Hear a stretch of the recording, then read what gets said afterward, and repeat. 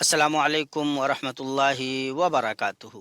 رمضان programme میں آپ کا خیر مقدم ہے۔ یہ پروگرام رمضان کے پورے مہینے جاری رہے گا۔ اس کے دروس علامہ شیخ ابن عثیمین رحمہ اللہ کی کتاب مجالس رمضان سے ماخوذ ہیں۔ آج ہم آپ کے سامنے رمضان کے تعلق سے 22واں درس پیش کر رہے ہیں، جس کا عنوان ہے آخری 10 راتوں اور شب قدر میں خوب محنت کرنا۔ تمام تعریف اللہ کے لیے ہے، میں اس کی حمد کرتا ہوں اور اس کا شکر ادا کرتا ہوں، اور میں گواہی دیتا ہوں کہ اللہ کے سوا کوئی معبود برحق نہیں، وہ اکیلا ہے، اس کا کوئی شریک نہیں، اور میں گواہی دیتا ہوں کہ محمد صلی اللہ علیہ وسلم اس کے بندے اور رسول ہیں۔ اللہ کی رحمتیں اور سلامتی نازل ہوں ان پر اور ان کے ساتھی ابو بکر پر جو ان کے خوشی اور غمی کے ساتھی ہیں، اور عمر بن خطاب پر جو اسلام کے پناہ گاہ اور بازو ہیں، اور عثمان پر جو اللہ کی کتاب جمع کرنے والے اور اسے یکجا کرنے والے ہیں، اور علی پر جو جنگوں کے لیے تنہائی کافی ہیں، اور ان کی آل اور ان کے اصحاب پر جن میں سے ہر ایک اپنے عمل اور مقصد میں نیکی کرنے والا ہے۔ میرے بھائیوں، ان بابرکت 10 راتوں میں شب قدر ہے، جسے اللہ نے دیگر راتوں پر شرف بخشا اور اس امت پر اس کے وسیلے سے فضل اور بھلائی کا انعام فرمایا۔ اللہ نے اپنی واضح کتاب میں اس کے فضل کا ذکر فرمایا۔ اللہ تبارک و تعالی کا ارشاد ہے، انا انزلناہ فی لیلۃ مبارکہ انا کنا منذرین فیہا یفرق کل امر حکیم امرا من عندنا انا کنا مرسلین رحمتا من ربک انہ هو السمیع العلیم رب السماوات والارض وما بینہما ان کنتم موقنین لا الہ الا ہو یحیی و یمیت ربکم و رب آبائکم الاولین۔ بے شک ہم نے اسے ایک بابرکت رات میں نازل کیا، بے شک ہم ڈرانے والے ہیں، اس میں ہر حکمت والے کام کا فیصلہ کیا جاتا ہے ہمارے پاس سے حکم ہو کر، بے شک ہم بھیجنے والے ہیں آپ کے رب کی طرف سے رحمت، بے شک وہ سننے والا جاننے والا ہے۔ آسمانوں اور زمین کا پروردگار ہے اور جو کچھ ان کے درمیان ہے۔ اگر تم یقین رکھتے ہو اس کے سوا کوئی معبود برحق نہیں، وہی زندگی بخشتا ہے اور موت دیتا ہے، تمہارا پروردگار اور تمہارے باپ دادا کا پروردگار ہے۔ اللہ سبحانہ نے اس رات کو اس کی بھلائی، برکت اور فضیلت کی کثرت کی وجہ سے بابرکت قرار دیا ہے، اور اس کی برکتوں میں سے یہ ہے کہ یہ بابرکت قرآن اسی میں نازل ہوا، اور اللہ سبحانہ نے اس رات کو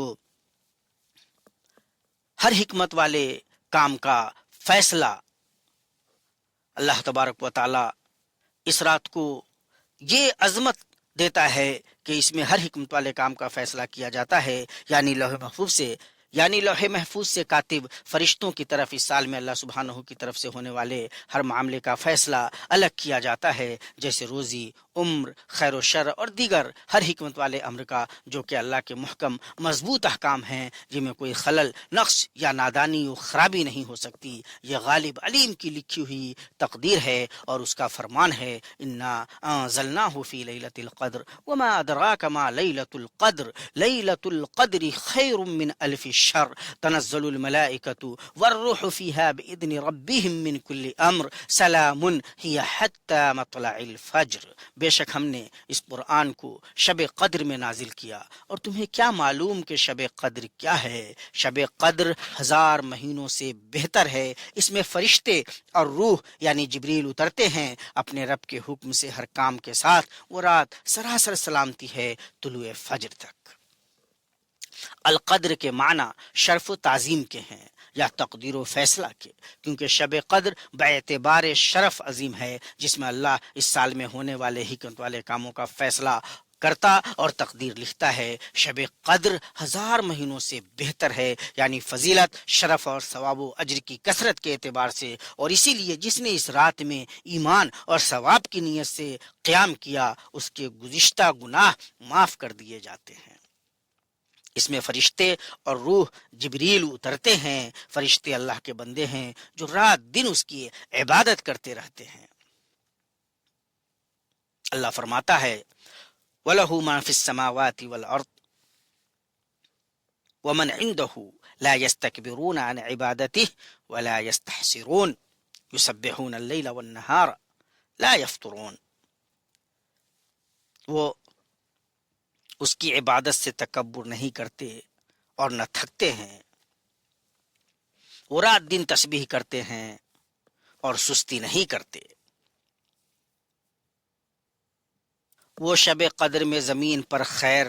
برکت اور رحمت لے کر اترتے ہیں، اور روح یعنی جبریل علیہ السلام ہیں، انہیں شرف و فضیلت کی وجہ سے خاص طور پر ذکر کیا گیا ہے۔ سلامتی ہے، یعنی شب قدر مومنوں کے لیے ہر خوف سے سلامتی کی رات ہے، کیونکہ اس میں بہت سے لوگ دوزخ سے آزاد کیے جاتے ہیں اور اس کے عذاب سے سلامتی پاتے ہیں، یعنی طلوع فجر تک سلامتی پاتے ہیں، اور طلوع فجر تک یعنی شب قدر کا اختتام فجر کے طلوع سے ہوتا ہے، کیونکہ رات کا عمل اس پر ختم ہو جاتا ہے۔ اس عظیم صورت میں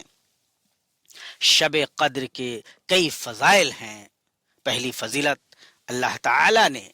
اس میں قرآن کریم نازل کیا جس کے ذریعے انسانوں کی ہدایت اور دنیا و آخرت میں ان کی سعادت ہے۔ دوسری فضیلت وہ ہے جو استفہام یعنی سوالیہ انداز سے تفخیم و تعظیم پر دلالت کرتا ہے۔ اللہ تبارک و تعالی جب یہ فرماتا ہے وما ادراک،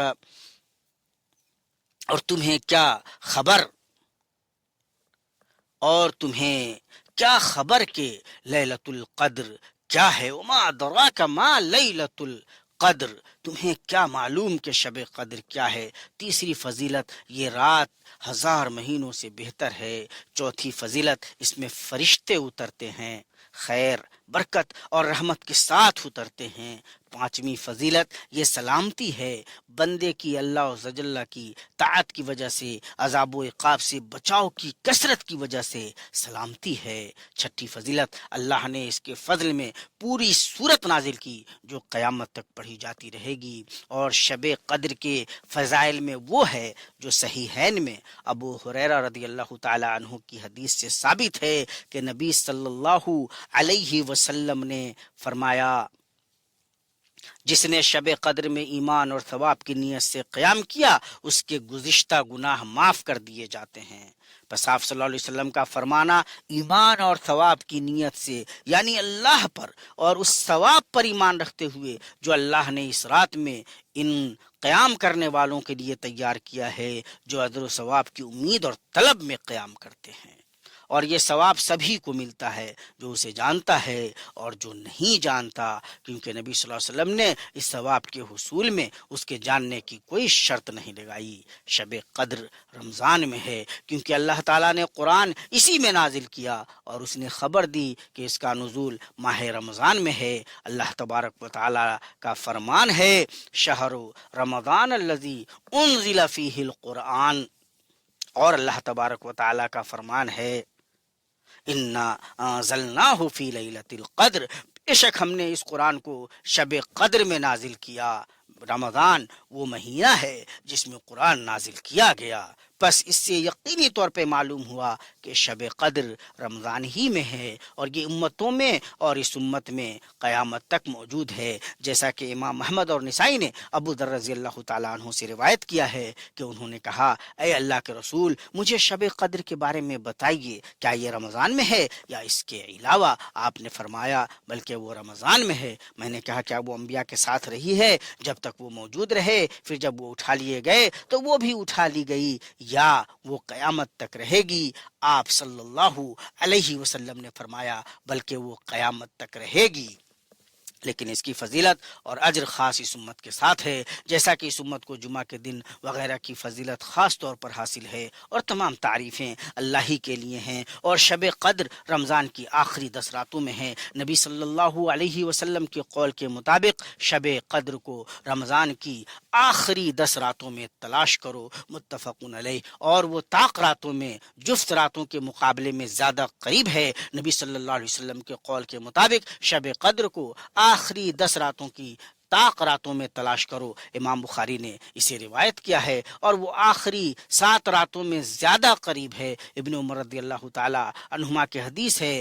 کہ نبی صلی اللہ علیہ وسلم کے بعد صحابہ نے خواب میں شب قدر کو آخری 7 راتوں میں دیکھا تو نبی صلی اللہ علیہ وسلم نے فرمایا، میں دیکھتا ہوں کہ تمہارے خواب آخری 7 راتوں میں متفق ہو گئے ہیں، بس جو اسے تلاش کر رہا ہو وہ آخری 7 راتوں میں تلاش کرے، متفقن علیہ۔ اور مسلم میں ان سے روایت ہے کہ نبی صلی اللہ علیہ وسلم نے فرمایا اسے آخری 10 راتوں میں تلاش کرو، پھر اگر تم میں سے کوئی کمزور ہو جائے یا عاجز ہو جائے تو باقی 7 راتوں سے محروم نہ رہے، اور آخری 7 راتوں کی طاق راتوں میں سب سے قریب 27ویں رات ہے۔ ابی بن کعب رضی اللہ عنہ کی حدیث کے مطابق جنہوں نے کہا اللہ کی قسم میں جانتا ہوں کہ وہ کون سی رات ہے جس میں رسول اللہ صلی اللہ علیہ وسلم نے ہمیں قیام کا حکم دیا ہے، وہ 27ویں رات ہے۔ امام مسلم نے روایت کیا ہے۔ اور شب قدر ہر سال ایک خاص رات میں مقید نہیں ہے بلکہ منتقل ہوتی رہتی ہے، بس ایک سال 27ویں رات ہو سکتی ہے، دوسرے سال 25ویں رات، اللہ کی مشیت اور حکمت کے مطابق۔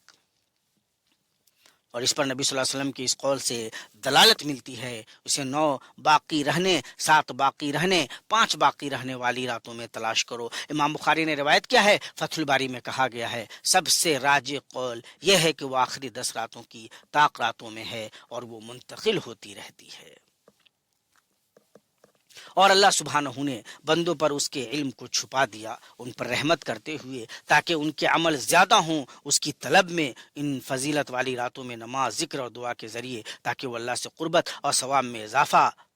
کر سکیں، اور اسے چھپانے میں ان کی آزمائش بھی ہے تاکہ اس کے ذریعے ظاہر ہو جائے جو اس کی طلب میں سنجیدہ ہے، اس کی حرص رکھتا ہے اس شخص سے جو سست اور غافل ہے، کیونکہ جو شخص کسی چیز کا حریص ہوتا ہے وہ اس کی طلب میں سخت محنت کرتا ہے اور اس تک پہنچنے اور اسے پانے کی راہ میں تکلیف اس پر ہلکی ہو جاتی ہے، اور شاید اللہ اپنے علم کو بعض بندوں پر کچھ علامات و نشانیوں کے ذریعے ظاہر کر دے، جیسا کہ نبی صلی اللہ علیہ وسلم نے اس کی علامت دیکھی ہے کہ آپ صبح کی نماز میں پانی اور کیچڑ میں سجدہ کرتے ہیں، کیونکہ اس رات بارش ہوئی تھی، بس آپ نے صبح کی نماز میں پانی اور کیچڑ میں سجدہ کیا، یعنی بارش ہوئی۔ اللہ کے نبی صلی اللہ تعالیٰ علیہ وسلم نے جو خواب دیکھا اس خواب کی تعبیر سامنے آ گئی۔ میرے بھائیوں، شب قدر وہ رات ہے جس میں جنت کا دروازہ کھولا جاتا ہے،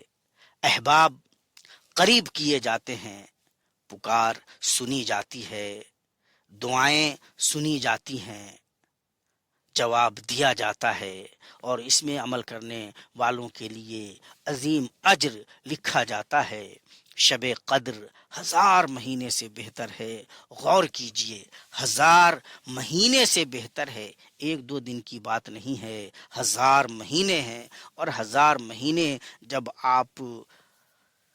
ان کا حساب لگائیں گے تو آپ پہنچیں گے کہ یہ کتنی بڑی فضیلت ہے اور کتنا بڑا احسان ہے اللہ تبارک و تعالیٰ کا ہم بندوں پر، کہ اس نے چند راتیں ایسی دی ہیں جن میں اگر ہم ٹھیک سے عبادت کر لیں، اپنی نیتیں خالص کر لیں، اللہ تبارک و تعالیٰ کے لیے ذکر و اذکار میں لگ جائیں، تلاوت قرآن میں لگ جائیں، قیام اللیل میں لگ جائیں، تو ہماری خوش نصیبی کا